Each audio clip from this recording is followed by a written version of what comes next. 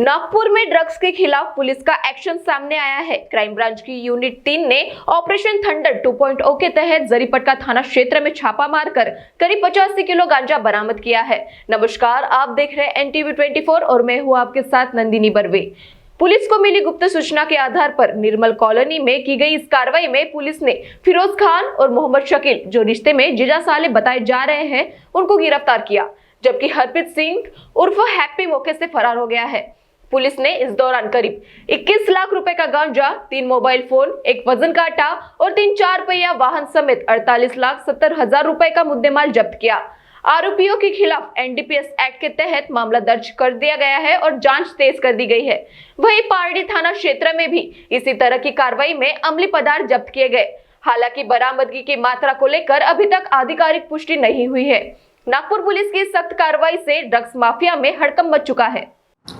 माननीय पोलीस आयुक्त श्री रवींद्र सिंघल यांच्या मार्गदर्शनाखाली आणि सूचनेने नागपूर शहरामध्ये आता गेले बरेच कालावधी झाला ऑपरेशन थंडर अंमली पदार्थ विरोधी मोहीम चालू आहे।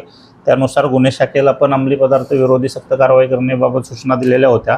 त्या अनुषंगाने आमची क्राईम ब्रँचची युनिट 3 ची जी टीम आहे त्या टीमनं एक चांगली छापा कारवाई काल केलेली आहे आणि त्या छापा कारवाईमध्ये अवैध असा गांजा जो जवळजवळ 85 किलो आहे तो मिळून आलेला आहे।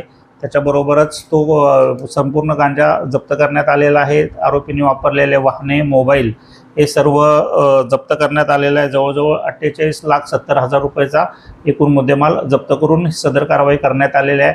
याच्यामध्ये अद्याप 3 आरोपी निष्पन्न झालेले आहे। 3 पैकी 2 आरोपींना ताब्यात घेऊन जरीपटका पोलीस ठाणे येथे गुन्हा दाखल करण्यात आलेला आहे आणि तो गांजा कुठून आणला होता याच्याबद्दल पुढचा जो तपास आहे तो आमच्याकडे क्राईम ब्रँचला आणि पोलीस स्टेशन जरीपटका या ठिकाणी सुरू आहे।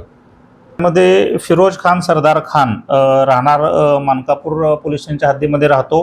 मोहम्मद शकील मोहम्मद भुरू हा जो आहे यशोधरानगर पोलीस स्टेशनच्या हद्दीत राहतो। असे हे 2 आरोपी सध्या ताब्यात घेतलेले आहेत आणि एक आरोपी ह्याच्यामधला अजून वॉन्टेड आहे।